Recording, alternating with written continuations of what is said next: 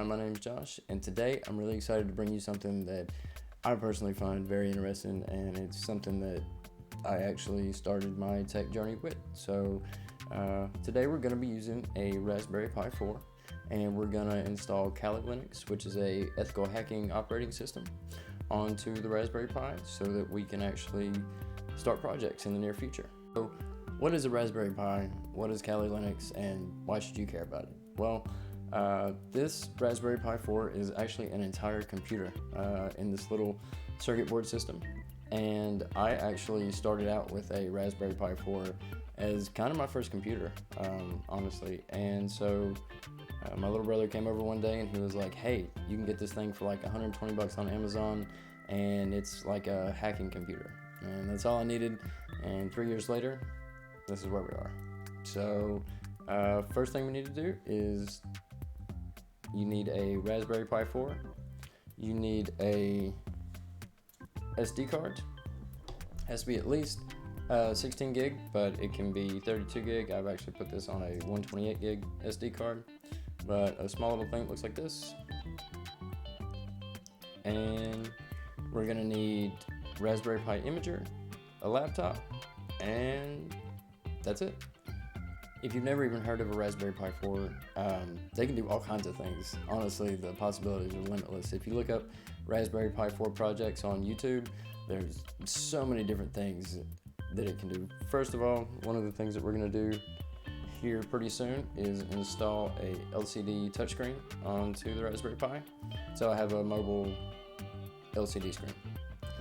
You can turn it into a router, you can make it mine Bitcoin, you can actually, the Raspberry Pi 4 has a Wi-Fi adapter in it that can actually capture Wi-Fi packets off of a network so that you can use Nmap or Wireshark and actually capture that data and use it for attack purposes. And that being said, I guess a disclaimer would be to, if you're going to use the Raspberry Pi 4 for ethical hacking, please do it safely. So now that we are on the desktop, what you want to do is you want to open up your browser, whichever one that may be. I use Brave, but you can use whichever one you like. And you just want to type in Raspberry Pi imager, and it should come up and look something like this from raspberrypi.com. Once you click on that, you just want to download the actual imager. You can use it for more than just Raspberry Pi, but it should be right here, whether you're using Windows, Mac, Ubuntu. And then once you have the imager downloaded, you want to go to kalilinux.com. This is their main website. I would always check the downloads, but I mean, they're where I get all my Kali Linux operating systems. But since we're putting it on a Raspberry Pi, you want to click on the ARM version. And then from there, you just want to find which Raspberry Pi you have. For us, we have a Raspberry Pi 4. And so you just want to download there are a 64-bit version, but you just want to download the 32 gig version, which should be here. And then you just want to put downloads. And I'm actually having to do this right now, just so you know. The download is a little big. It may take just a second, but all downloads are slow from this website. So definitely don't think it's your system or anything of the sort. And I'm actually going to put all the steps down below in a document in case you guys miss anything or need help with anything. Feel free to shoot me a question in the comments. So now that you've downloaded Raspberry Pi imager and you have your actual image to Kali Linux that you want to download, what you want to do is you want to open up Raspberry Pi imager and click on operating system. And you want to go all the way down to the bottom where it says use custom. Once you click on that, wherever you downloaded your Raspberry Pi image, you should go to that folder and find it, but mine's actually right here. So you want to click on that and click open.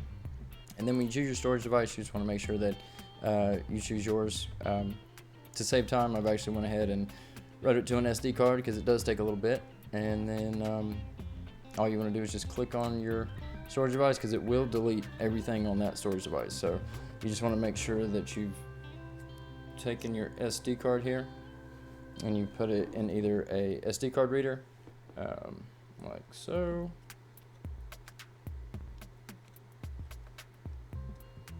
And then you just want to put this in your computer and it should show up in your storage devices. So after you wrote it to your SD card, you will take it out. It won't show up if you go to eject the media. It's not gonna show up down here, so you can just pull it straight out of your computer. So just as a side note here, it took me forever to actually find this on the internet if you were looking. So if you bought a Raspberry Pi 4 and it came with a fan, which I highly recommend that you get one with a fan on top. Just keeps everything cooler and it'll make everything last longer. But if you see these pins right here on the very side, they're kind of hard to see, but you want to make sure that the red one is on the second row back. That's a terrible example. Is on the second row back, and then the black one is right beside it. So it kind of looks like that. And when you actually put power to the Raspberry Pi, it should turn it on, and you'll see the fan running. And now once you have your SD card inserted into your Raspberry Pi 4, your username is going to be Callie, and your password is going to be Callie. And all you got to do is hit enter, and you're done. And for anyone who's seen my previous videos, this is currently not my house, and I do not decorate my walls with nautical kitsch and anchors. So yeah, just so y'all know. Thank you guys so much for tuning in today. If you enjoyed the content, I would love it if you would like and subscribe down below for more. There should be more Pi projects coming later this week, so stay tuned. And just remember, y'all are wonderful, in case nobody's told you today.